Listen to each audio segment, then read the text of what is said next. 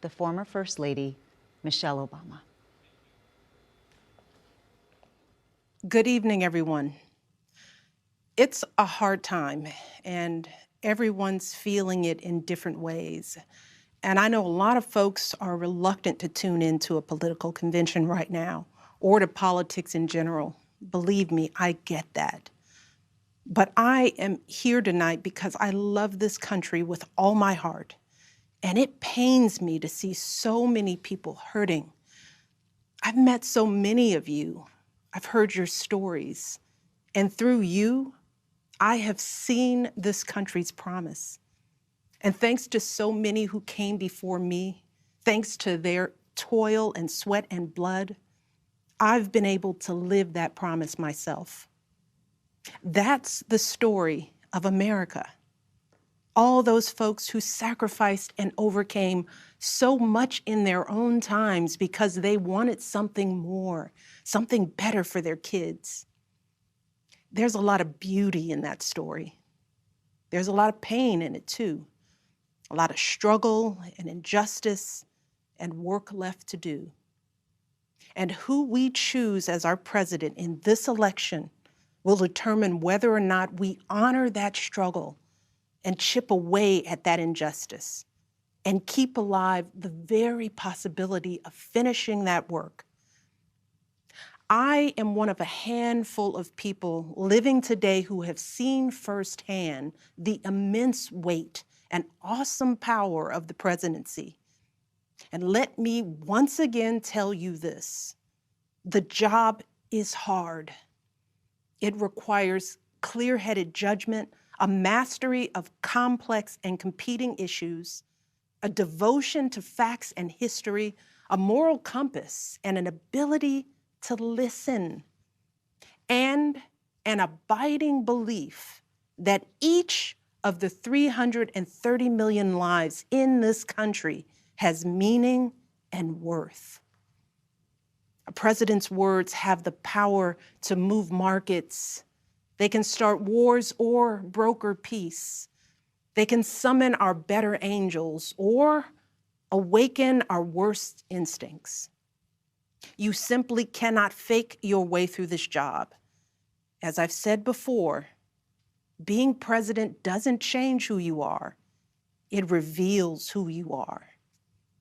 Well, a presidential election can reveal who we are too. And 4 years ago, too many people chose to believe that their votes didn't matter. Maybe they were fed up. Maybe they thought the outcome wouldn't be close. Maybe the barriers felt too steep, whatever the reason. In the end, those choices sent someone to the Oval Office who lost the national popular vote by nearly 3 million votes. In one of the states that determined the outcome, the winning margin averaged out to just 2 votes per precinct. 2 votes. And we've all been living with the consequences. When my husband left office with Joe Biden at his side, we had a record-breaking stretch of job creation. We'd secured the right to health care for 20 million people. We were respected around the world, rallying our allies to confront climate change. And our leaders had worked hand in hand with scientists to help prevent an Ebola outbreak from becoming a global pandemic. 4 years later, the state of this nation is very different. More than 150,000 people have died, and our economy is in shambles because of a virus that this president downplayed for too long. It has left millions of people jobless. Too many have lost their health care. Too many are struggling to take care of basic necessities like food and rent. Too many communities have been left in the lurch to grapple with whether and how to open our schools safely. Internationally, we've turned our back, not just on agreements forged by my husband, but on alliances championed by presidents like Reagan and Eisenhower. And here at home, As George Floyd, Breonna Taylor, and a never-ending list of innocent people of color continue to be murdered, stating the simple fact that a Black life matters is still met with derision from the nation's highest office. Because whenever we look to this White House for some leadership or consolation or any semblance of steadiness, what we get instead is chaos, division, and a total and utter lack of empathy. Empathy, that's something I've been thinking a lot about lately.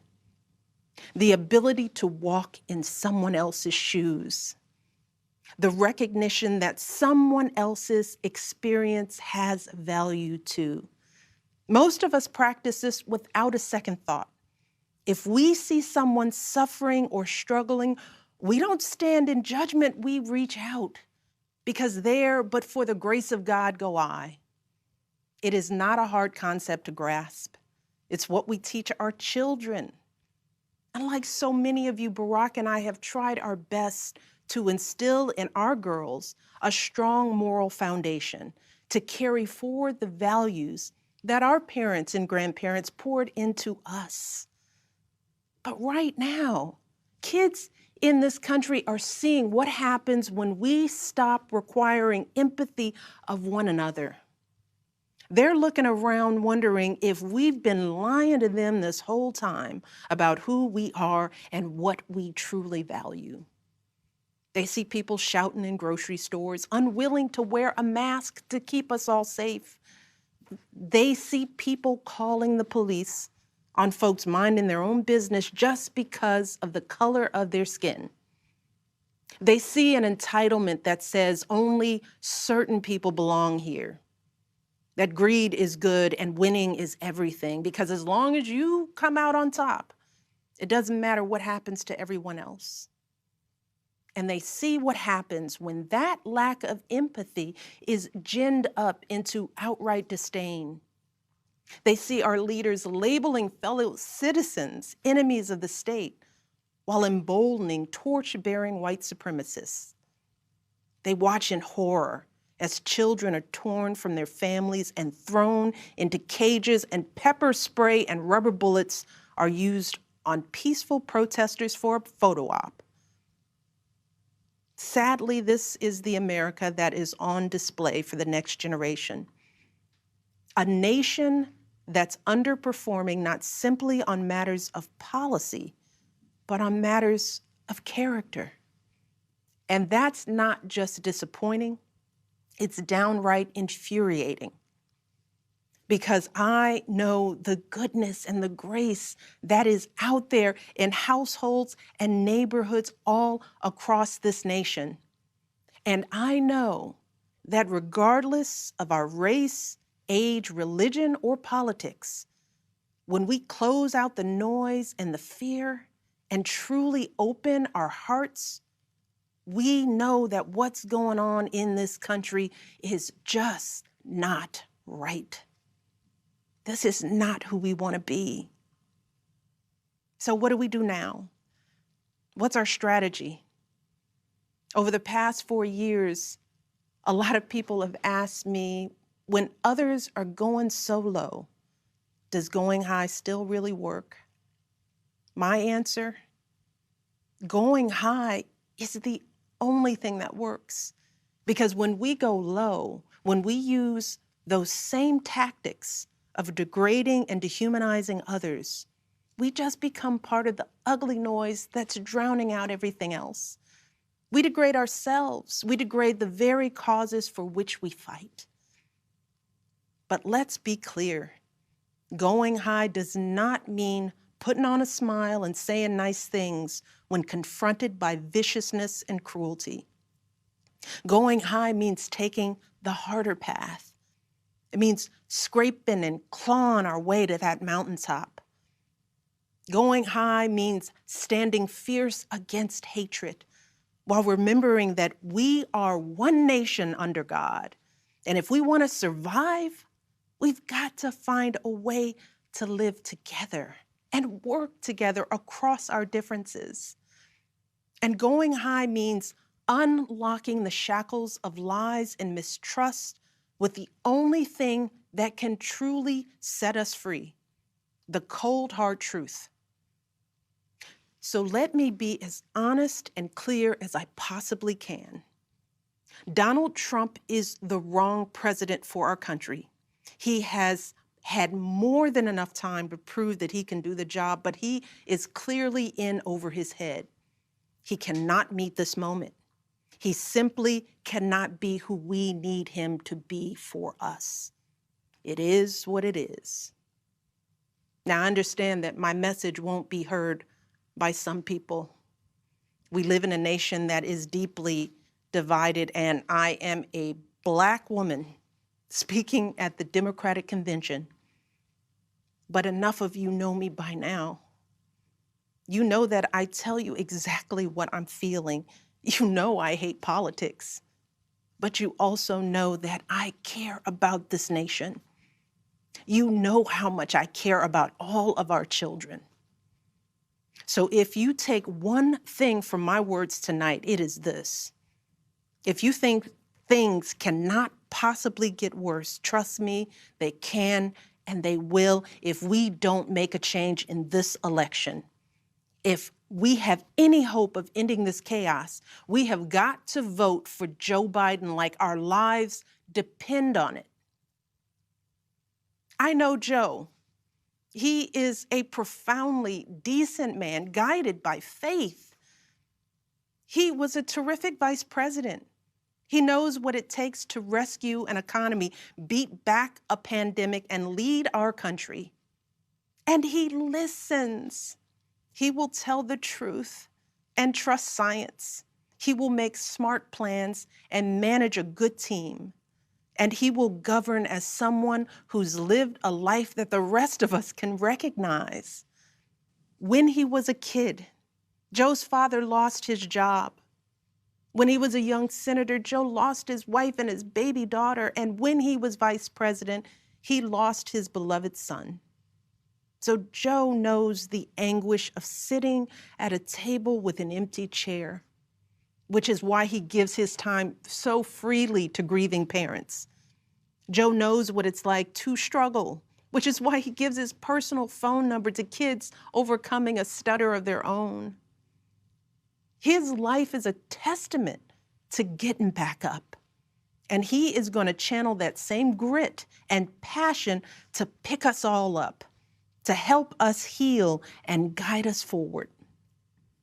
Now, Joe is not perfect, and he'd be the first to tell you that. But there is no perfect candidate, no perfect president.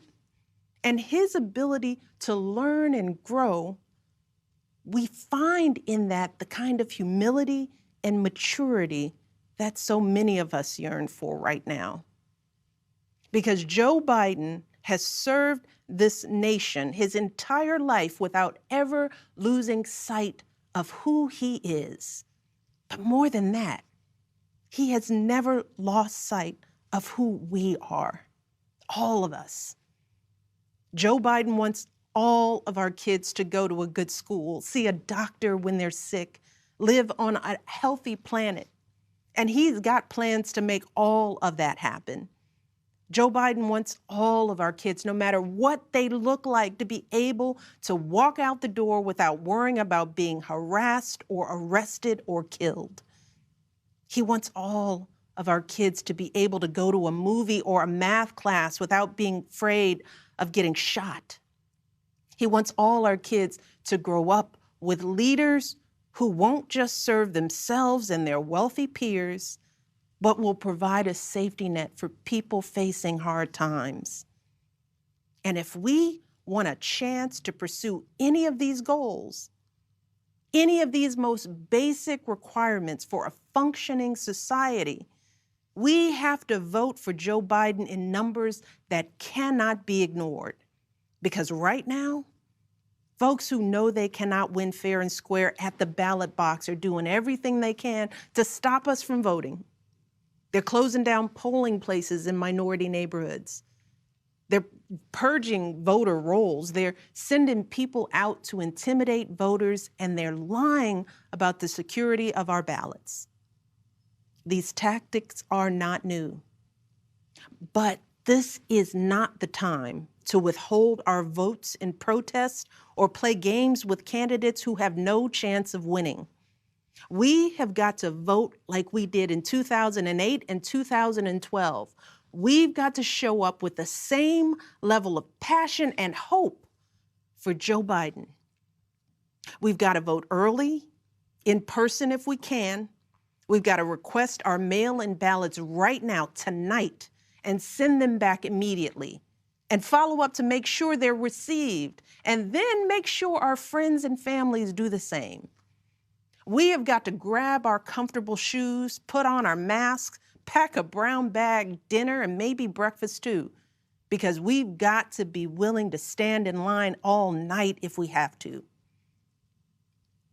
Look, we have already sacrificed so much this year. So many of you are already going that extra mile.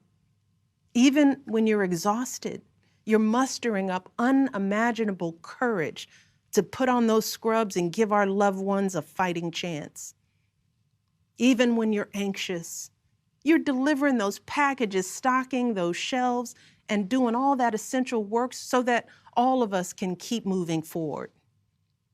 Even when it all feels so overwhelming, working parents are somehow piecing it all together without childcare. Teachers are getting creative so that our kids can still learn and grow. Our young people are desperately fighting to pursue their dreams. And when the horrors of systemic racism shook our country and our consciences, millions of Americans of every age, every background rose up to march for each other, crying out for justice and progress. This is who we still are. Compassionate, resilient, decent people whose fortunes are bound up with one another. And it is well past time for our leaders to once again reflect our truth. So it is up to us to add our voices and our votes to the chorus of history, echoing heroes like John Lewis, who said, "When you see something that is not right, you must say something. You must do something." That is the truest form of empathy. Not just feeling, but doing. Not just for ourselves or our kids, but for everyone, for all our kids. And if we want to keep the possibility of progress alive in our time, if we want to be able to look our children in the eye after this election, we have got to reassert our place in American history. And we have got to do everything we can to elect my friend Joe Biden as the next president of the United States. Thank you all. God bless.